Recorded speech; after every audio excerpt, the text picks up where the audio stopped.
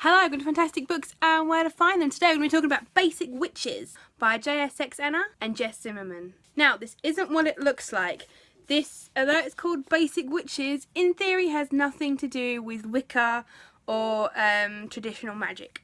This is one of the books I got from Yelp. It's not actually out yet. It's due out on the 29th of August, which is in a couple of days. So if you like this video, you can get on Amazon and pre-order it. I'll put a link in the description below for you. I brought this book. It wasn't given to me. We just had the opportunity to buy it early, and it was one of the very first books I brought because it was so pretty and it has some seriously good new book smell. And I liked the idea of it anyway, so I brought it completely off my own back. We just got the opportunity to buy it early, which was lovely. So, what is it? It's kind of hard to explain. It's really hard to describe it without looking in the book yourself, but I will read. There's a page in here called What We Mean by Witchcraft, and there's a passage in here that's kind of perfect for it. And that is, our witchcraft is a cultural ethos. Our witchcraft is about rebellion, not for rebellion's sake, but with the purpose of living true to ourselves. That may mean embracing the traits you've been told make you weird, gross, insufficiently feminine. Many women are taught from an early age that any power we have, even power of ourselves, is considered dangerous, but witches revel in that danger. Ambition, assertiveness, non-conformity, high standards, the ability to say no, control over your own body, all witchcraft by our definition. Our witchcraft also means practicing arts that may be devalued because they're too feminine, such as listening, supporting your friends, choosing clothes, applying makeup, crafts and cooking, taking care of people or animals, making and keeping friends, allowing yourself space. If you speak when you're told to be quiet, take pride when you're told to feel shame, love what and who you love whether or not others approve, you're practicing witchcraft. I don't like to take such long quotes from books normally, but that just kind of sums it up perfectly, much better than I could. So, although it does talk about femininity and feminism quite a bit, this isn't just a book for women. Guys can read this too, and I think we'll get just as much out of it. Now, this book isn't your general, normal, read it cover to cover kind of book. It's, for me, I think more of a reference book. It's got like a really cute little material bookmark, which really helps. And references you can go through and pick, you know, maybe something you're struggling with or need help feeling more confident about. And it's got like little mantras in there, like little things you can do to help boost confidence that are spell-like. And I really, really like the idea of it, especially people who maybe do like the idea of Wicca, but it's not something they practice. I mean, it does explain in there that this is not Wicca, and they don't obviously want to take anything away from people who do practice Wicca, so it's not meant to mean any offence. I do wonder if they have maybe had a test group read it who maybe do practice Wicca to make sure that it isn't anything that's offensive in there. It just takes ideas and ideals from it and applies it to their mantras. So I'm not going to technically use anything in the book, so I hope this doesn't cause offence to anyone. I'm just going to take a fun idea from the book while I talk to you guys about it. So what I'm going to do today is I'm going to take some ideas from the book and give myself a basic witches makeover. I've decided my theme is going to be a little mermaidy today, seeing as unicorns and mermaids are a big thing at the moment, and I absolutely love mermaids. I tend to wear very basic coloured makeup, so I've gone out and brought some layering colours and mermaidy themes things and more glitter than you can take a stick at. I'm also going to dye my hair, so this blonde bit here is going to go mystic purple, and we're going to do that as well. So let's see how this goes.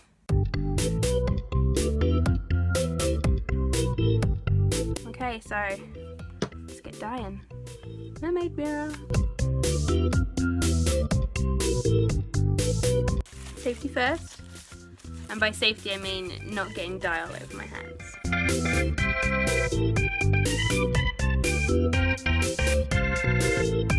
One of my friends is a hairdresser, he's probably freaking out right now.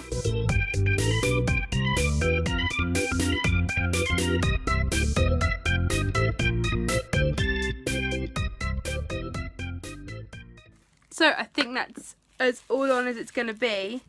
I'm going to miss my Draco streak. This is going to sit for half an hour now, so I just wanted to do a really quick talk about, there's a section called The Dark Magic of Unfeminine Haircuts. And I think that's one of the reasons I picked up this book. I've a very long time had a unfeminine haircut. Usually I have like an undercut or have it shaved or the pixie cut. I love having pixie cuts. So I really found this part of the book really lovely to hear.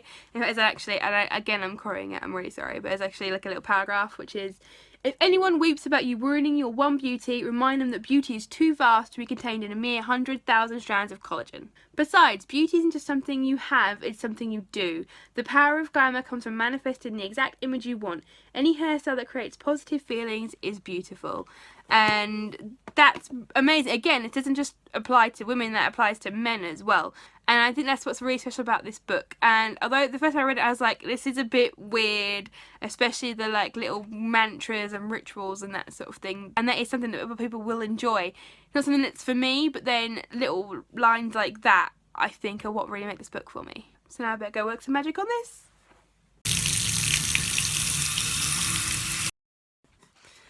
And now we have purple. I don't know, went fairly well. So I guess we should get doing some makeup. Yes, my hair is still wet. I am terrible at drying my hair and super lazy. Also, I always like to say now, and I think I said it before, but if not, I am not a beauty blogger, vlogger, YouTuber, whatever.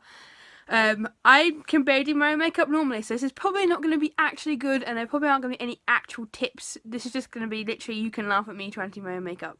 So I'm going to start with eyes first. I've got some eyeshadow crayons and this really cute little eye makeup thing. It's really sparkly. So I'm trying to think where we should start really. I kind of want to use the blue and...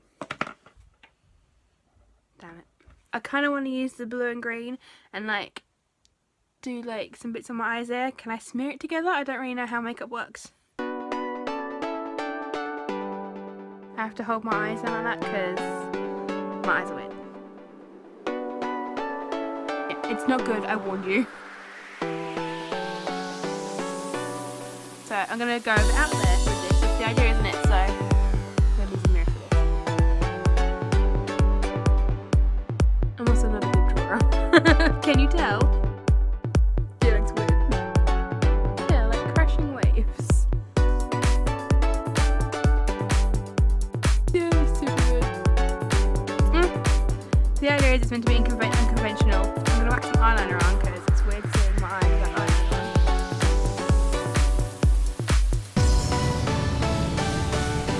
Okay, it's a bit weird now, but it's like a kid just drawn on my face. And now, I've got it on.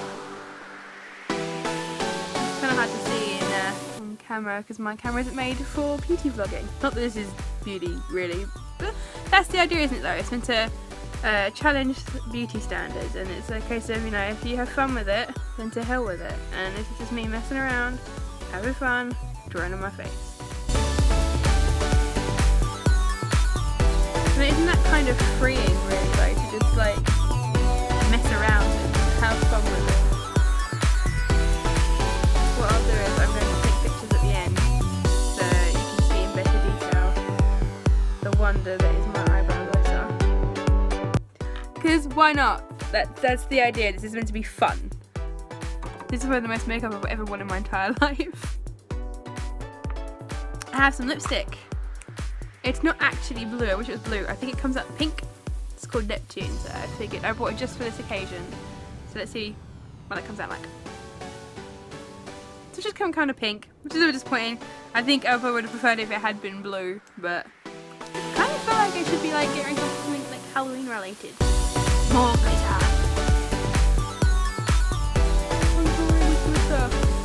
This glitter like really likes to stick to your face. It's just kind of weird. I think it's only meant to be like dabs, maybe.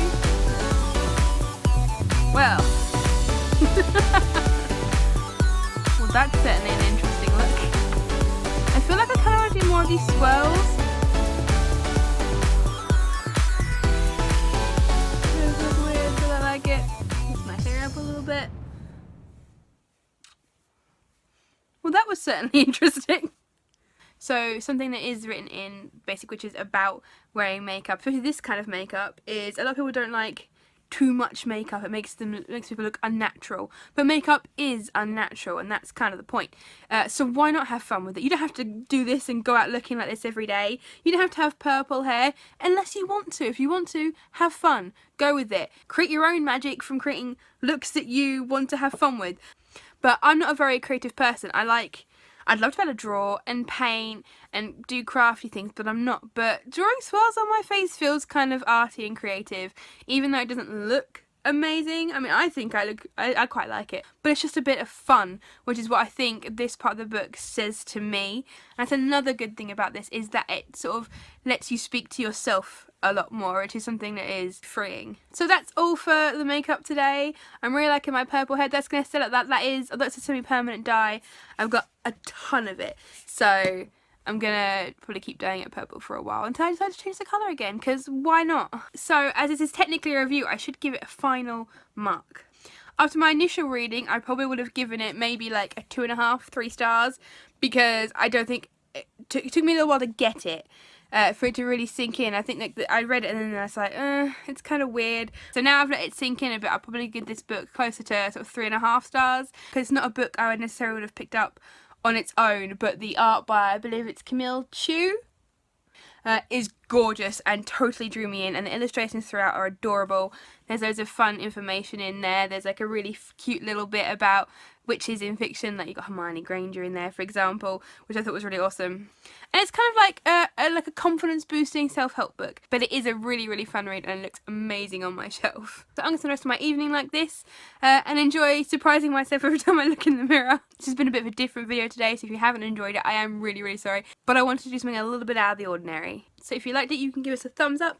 If you really liked it, you can click the subscribe button or the little bell, and that will give you a notification whenever a video goes live. We're back to a normal review next week. I've been reading The Loneliest Girl in the Universe and I finished Zenith. So it'll be one of those two next week, I imagine. I will also share stuff on social media when things go live as well. So until next time, see you later!